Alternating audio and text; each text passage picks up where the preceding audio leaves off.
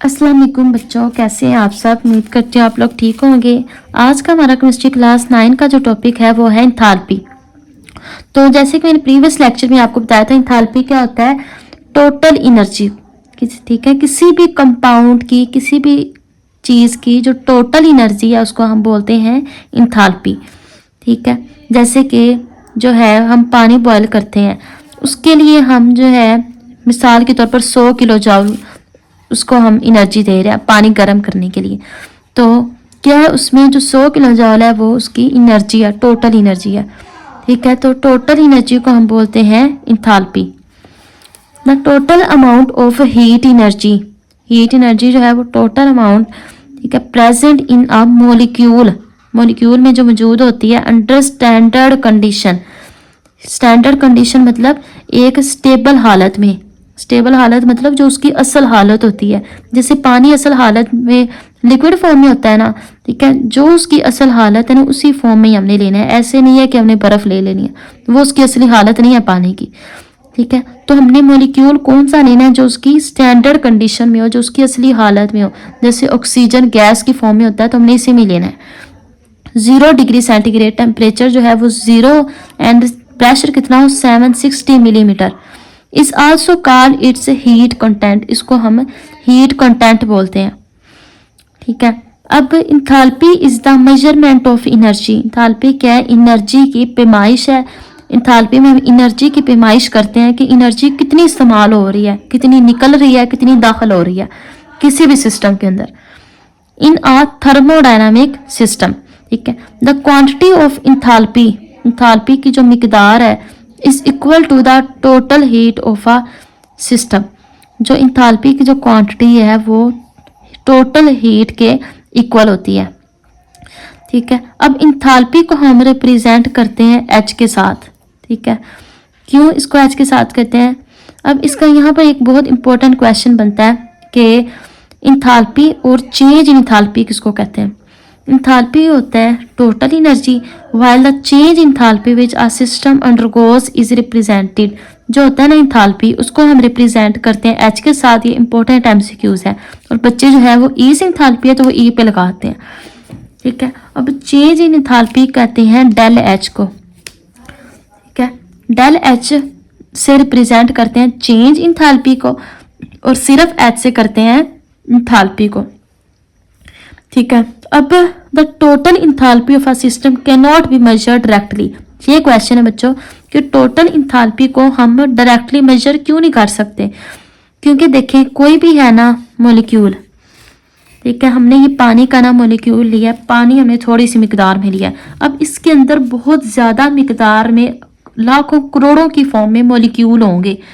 ठीक है, अब हर मॉलिक्यूल की हम एनर्जी मालूम नहीं कर सकते, ये बहुत ही नाकाबिले कबूल और बहुत ही मुश्किल है। हर मॉलिक्यूल, लाखों करोड़ों की तादाद में मॉलिक्यूल हैं, इनकी एनर्जी को हम मालूम नहीं कर सकते, इसलिए हम ये काम करते नहीं हैं टोटल एनर्जी का। हम जो करते हैं वो इंथाल्पी, चेंज इन इंथाल्पी का है। इस चेंज इन इंथाल्पी में बच्चों देखें क्या होता है कि ये है ना पानी, इस पानी का अंदर जो है इसको जो हम टेम्परेचर देंगे, ठीक है, हम कह लें कि हम 100 किलो जूल का देंगे, तो हम कहेंगे कि जितनी उसकी एनर्जी है उसमें 100 किलो जूल से हमने ऐड किया है, मतलब इतनी ज़्यादा एनर्जी हमने दी है। ठीक है, अब जो है हम कहेंगे चेंज इंथाल्पी किसको कहते हैं कि जितनी हमने एनर्जी जितनी पहले से है उसमें हमने 100 किलो जूल डाली है। ठीक है, और या हम कहेंगे कि जितनी पहले से थी उसमें हमने 100 किलो जूल निकाल लिया। ये होता है चेंज इंथाल्पी के हम पहले से जो चीज़ मौजूद होती है उसमें हम या डाल रहे होते हैं या निकाल रहे होते हैं। अब है जो है ना, इसलिए जो है वो टोटल इंथाल्पी को मेजर करना मुश्किल होता है, क्योंकि अब लाखों करोड़ों मॉलिक्यूल को तो हम गिनने से रहे, इसलिए हम कह देते हैं कि जो है जितनी पहले से थी उसमें इतनी हमने और डाली है एनर्जी, जितनी पहले से थी उसमें हमने इतनी एनर्जी निकाल ली है। ये होता है चेंज इन इंथाल्पी।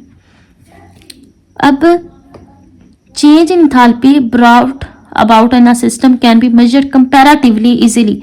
इंथाल्पी को हम मेजर करते हैं मुआवजे के साथ, जिस तरह मैंने आपको बताया कि जितनी पहले से थी उससे इतनी कम है, मतलब मुआवजा कर रहे हैं। इन केमिस्ट्री, अब यहाँ पर केमिस्ट्री की डेफिनेशन बच्चों स्टार्ट होती है स्टैंडर्ड इंथाल्पी, ये अलग से शॉर्ट बनता है, यहाँ से लेकर इतना हमने करना है। Standard enthalpy of reaction is the enthalpy change, ये इंथाल्पी चेंज है when reactant in their standard states, जो रिएक्टेंट्स होते हैं ना अपनी स्टेबल हालत में, मतलब जो उनकी नेचुरली जो उनकी कुदरती हालत है उसी हालत में हमने लेना है। जैसे पानी लिक्विड फॉर्म में होता है तो उसी हालत में ही लेना है। तो when reactant in their standard state undergo reaction, reaction करते हैं टू प्रोड्यूस प्रोडक्ट, रिएक्टेंट मिलकर प्रोडक्ट बनाते हैं। रिएक्टेंट भी हमने स्टैंडर्ड स्टेट में होंगे और जो प्रोडक्ट बनेंगे वो भी स्टैंडर्ड स्टेट में ही होंगे, इसलिए हम इसको बोलते हैं स्टैंडर्ड इंथाल्पी। ठीक है, this quantity is called standard enthalpy change और heat of reaction at constant pressure. अब देखें, ये कार्बन मोनोऑक्साइड है, ये हमने गैस की हालत में ली है, और ऑक्सीजन भी हमने गैस की हालत में ली है।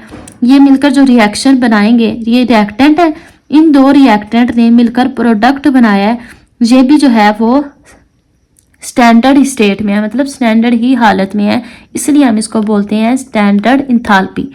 अब देखिए बच्चों, इंथाल्पी में क्या है कि टोटल एनर्जी कितनी खारिज हुई है।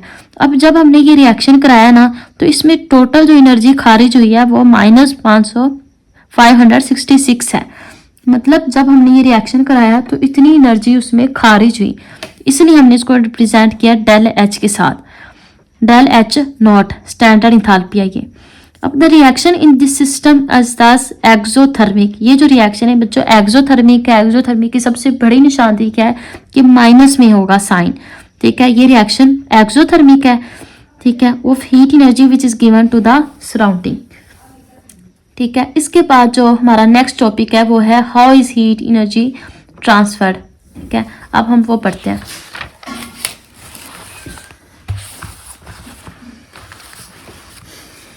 How is enthalpy different from heat, enthalpy जो है वो हीट से कैसे मुख्तलिफ होती है।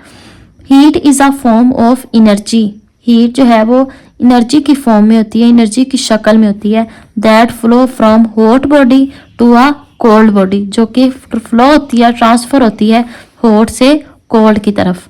ठीक है, because of a difference in temperature, किसकी वजह से, टेम्परेचर के डिफरेंस की वजह से, फर्क की वजह से।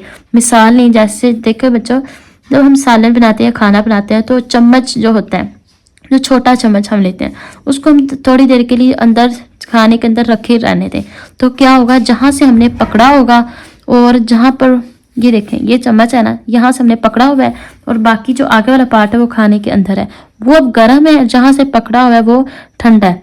ठीक है, तो हीट एनर्जी क्या होगी, वो गर्म से लेकर यहाँ जहाँ से हमने पकड़ा होगा वहाँ मुंतकिल होना शुरू हो जाएगी, मतलब हीट एनर्जी मुंतकिल होगी हॉट से कोल्ड की तरफ। ठीक है, इसी को हम बोलते हैं हीट एनर्जी का ट्रांसफर होना। ठीक है, अब we measure heat in joules, हम हीट को मेजर करते हैं जाउल में। Heat is what we call the transfer of thermal energy, heat को हम क्या बोलते हैं, transfer of thermal energy. Therm मतलब गर्म से निकला, इसका मतलब है हीट एनर्जी। हीट एनर्जी का ट्रांसफर होना, मुंतकिल होना, जैसे मैंने आपको अभी बताया, चम्मच की मैंने मिसाल दिया कि चम्मच को जब हमने रखा वो गर्म पार्ट से ठंडे पार्ट की तरफ मुंतकिल होगा। ठीक है, कंट्रेरी टू दिस, इसके अलावा enthalpy is an essential part of a system, enthalpy जो है बहुत ज़रूरी हिस्सा है सिस्टम का।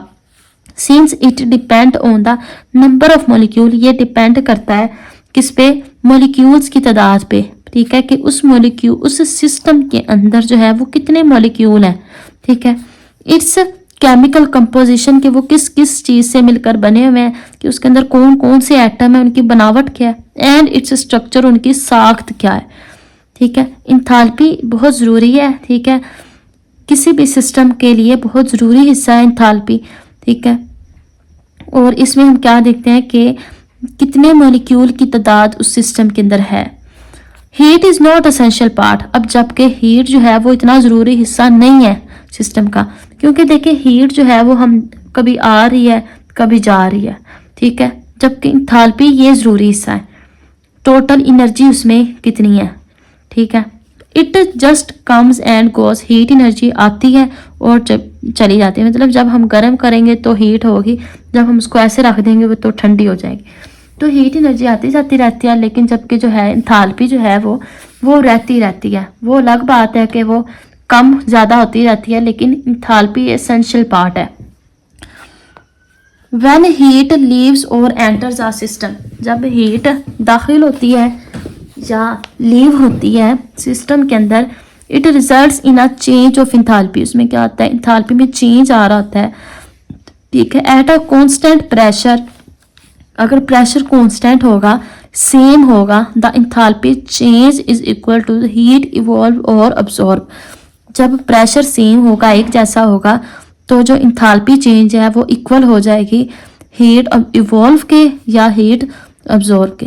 अब यहाँ पर लास्ट पे 2 क्वेश्चन दिए हुए हैं, ठीक है। पहला क्वेश्चन है can energy be transfer in a form other than heat, क्या एनर्जी ट्रांसफर होती है, क्या एनर्जी जो ट्रांसफर हो रही है वो सिर्फ हीट एनर्जी की फॉर्म में होती है, ठीक है। तो इसका सवाल का जवाब आपने ऐसे देना बच्चों, yes energy can be transfer in a form other than heat, heat के अलावा और भी फॉर्म्स हैं जिसमें हीट जो है वो एनर्जी ट्रांसफर होती है।